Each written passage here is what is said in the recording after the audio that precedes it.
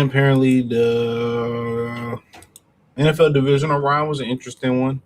Um, start off start off in order. So we had Josh Allen and them taking on the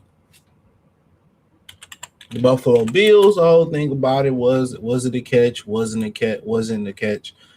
What constitutes a catch in the NFL? Who knows? I mean, I lived through the Calvin Johnson catch rule. Uh, Buffalo is just like my Detroit Lions. They cursed. And that's what it is. They're a cursed franchise. Um, NFL don't want to see Buffalo come up.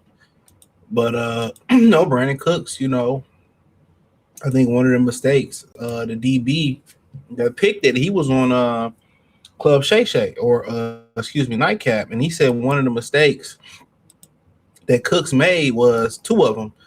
His eyes got big. He said his eyes got big when he made the catch. That's how he knew the ball was in the air. And he also said by Brandon Cooks, and he's a shorter guy, by him jumping up to get the ball and his eye and him reading his eyes, he was able to pick the ball off. Yep. He was able to take it from him. Had he not jumped for it, and also, I think they was saying if Josh Allen would have put. I guess if he would have ran up under threw a better ball, we could run up under it. That wouldn't happen. But turnover battle. Allen had 2 picks. Bo Nix had 1. The Bills had 3 lost fumbles. 3 lost fumbles. I mean, that's the game right then and there. The Bills ran the ball well. They threw the ball pretty well, didn't protect the quarterback, but you got to understand Denver, I believe, got the number 1 pass rush in the league. And where it's trouble at for Denver going next week, their inability to run the ball. They ran the ball. You know what I'm saying? 183 yards between Cooks and Josh Allen. And the thing about Josh Allen, man, his prime window might be closed. And I'm gonna tell you why. If Buffalo don't get him no more passing help, it's over with. Buffalo got to get him more passing help so he ain't got to be running around like this. And I also would say Buffalo should get James Cook some help. Get him a change of pace back in the backfield. That's take a lot of wear and tear off of Cook. That's going to take a lot of wear and tear off Allen running the ball. And he need a number 1 receiver. You know what I'm saying? Definitely bring back Brandon Cooks. But it's too much falling on Allen and James Cook in that offensive line. Kincaid is really, really good. Dawson Knox is a solid backup tight end. Cooks is a good 3rd receiver. I don't think they have a 2nd receiver on there. They need a 1 and a 2. They need to go get that for him. But, ultimately, Denver, the trade-off was this. Denver was able to sack their quarterback 3 times. Denver was only turned the ball over once. The Bills turned the ball over 2 picks, and they lost 3 fumbles. They lost 5, plus that last pick you want to say was, let's take that away. They turned the ball over 4 times. So that erased their ability to rush the ball compared to Denver's inability to rush the ball. And really at the end of that game, at the end of that half, Denver really should have put the nail in the coffin. They allowed them to come back. So the whole talk about, Josh Allen not being able to get over the hump, man, him and Lamar remind me so much of Peyton Manning, bro. They was losing the teams they shouldn't have lost to. I didn't think this Buffalo team was that good this year, to be honest. He needs some help at wide receiver. He needs some help. I know you draft Keon Coleman. I know you found Brandon Cook on the street. Jameson, they need some help. Buffalo need a better pass rush. Russo and them, and I think Ed Oliver was out. They need to get better pass rush. Bosa ain't it. Joey Bosa is over the hill, but they need better pass rush. But this is from an offensive standpoint, okay? From an offensive standpoint, they need 2 receivers. They need a big physical receiver that's gonna move the chains. I mean, somebody like a Jimmy Smith or somebody like a Musa Muhammad, somebody that can go over the middle in that big body receiver, and they can take Plexico Burrs. They can take that ass beat. And I thought that's what they thought Keon Coleman was gonna be, but they need a route technician, a Brandon Marshall. In today's game, with the side. Man, there ain't too many guys like built like that no more at receiver. Cortland Sutton is a guy that like to stretch the field. Really, they need a real tough receiver like that McMillan kid down in Carolina. A real tough guy. They need that type of dude. And then they need one of them all-purpose guys, one of them guys like, or just guys like a Jameson Williams, a Addison, a Jordan Addison, a Luther Burden. They need one of those guys. You feel what I'm saying?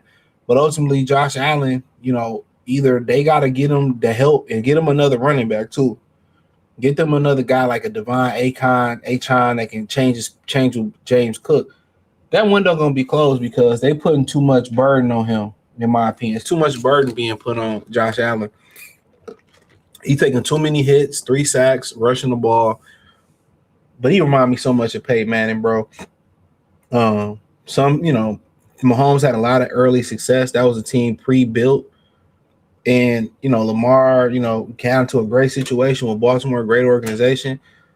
The Bills wasn't so great with Josh Allen. So Peyton Manning reminded me that so much, him losing, and finally breaking through. So, at the end of the day, Allen and them, one thing I didn't like Buffalo doing, I didn't like the fact that Buffalo was crying like some hoes.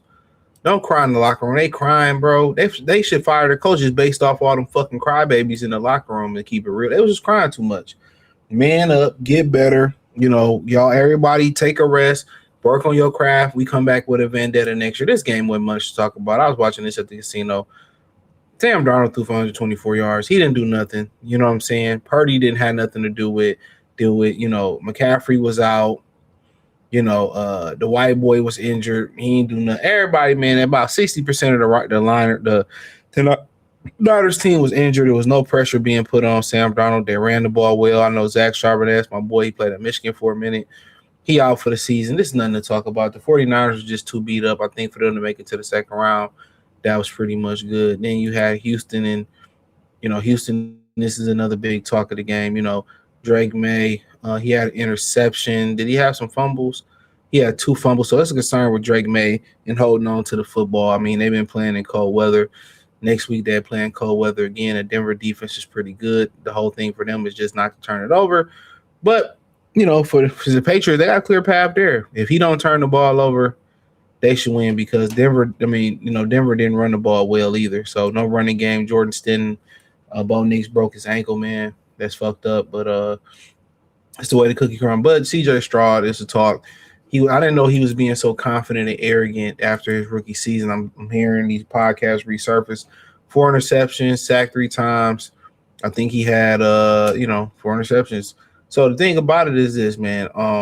They drafted Jalen Higgins pretty high, big receiver out of Arizona State. Gave him the first fully guaranteed contract for a second-round pick, I believe it was. Dalton Schultz ain't been showing up. They should cut him.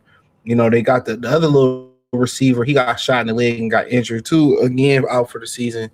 I liked him a lot. The dude from Florida, the little light-skinned cat they had over there, man. He was tearing it up as a rookie.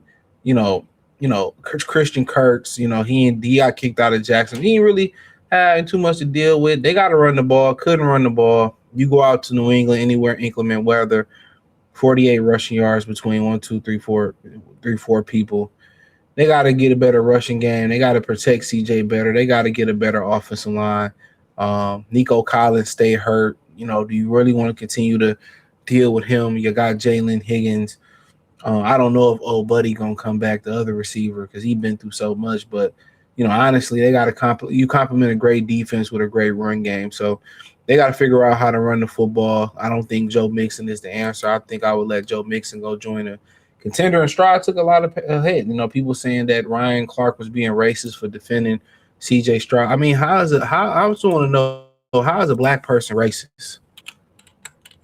And David Patoy, the dude from Barstool, he said a bunch of racist shit, and he can be racist because his people have the power. So when you talking about the word, and I want to say this real quick. Racist are characterized by or showing prejudice, discrimination, or antagonizing against a person or people and based on their membership in particular racist groups, typically one that is a minority or a minority. So, hey, guess what? How is he being racist for taking up for his own people? Come on, how's he being racist? That's what I'm saying, man. If you want to say he being biased or he a bigot, then learn to use these words. minorities, it's hard for them to be racist. Bigots, yeah, but it's hard for. You can't be a minority and be a racist. You don't have a power to be racist. That's when people thought those he being on code. He supporting CJ Stroud. No different than years y'all support Josh Allen but throw down Lamar Jackson. You know what I'm saying? I mean, years how many people supported, Peyton Manning, even though he was he was choking since Tennessee days. It is what it is.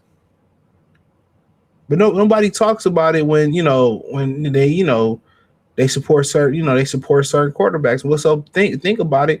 If you ask the average black football fan, they got a bunch of favorite football players that's all across the different ethnic groups. A lot of brothers like Tom Brady. A lot of brothers like Peyton Manning. A lot of brothers like Christian McCaffrey. A lot of them hated on Christian McCaffrey. I'll be fair. I knew Christian McCaffrey can play from watching Stafford. You know what I'm saying? So learn the definition of words. But Stroud is a good God-fearing man. But I think he got arrogant. I think he started to smell himself. And, for the most part, the Ohio State quarterback curses will. So then at the end of the day, you had this game and the Bears, learning pains here. I don't really think – I think they lost because of the 3 turnovers, the 3 interceptions. That's why they lost. Stafford threw about 2 or 3 interceptions in this game alone, bro. And he fumbled twice. Stafford really gave them the ball 5 times. They didn't capitalize on none of it. They dropped the 3 interceptions, didn't pick up the fumble.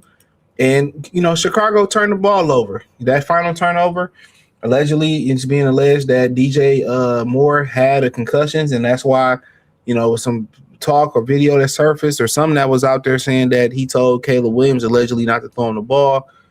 And, at the end of the day, he should have ran across the safety face.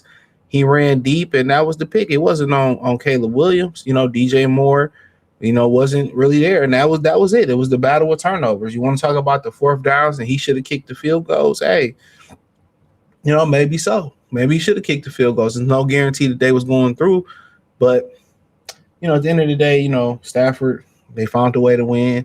They didn't turn the ball over. Chicago turned the ball over. So thumbs up the video, share the video, subscribe to the channel. Next subscribe button is the bell icon button. Hit all notifications. Increase your chance. Get notifications. We go live or drop video. Appreciate the love, support. Check out the NFL playlist. Find me on X, Facebook, Kick, Twitch, Instagram.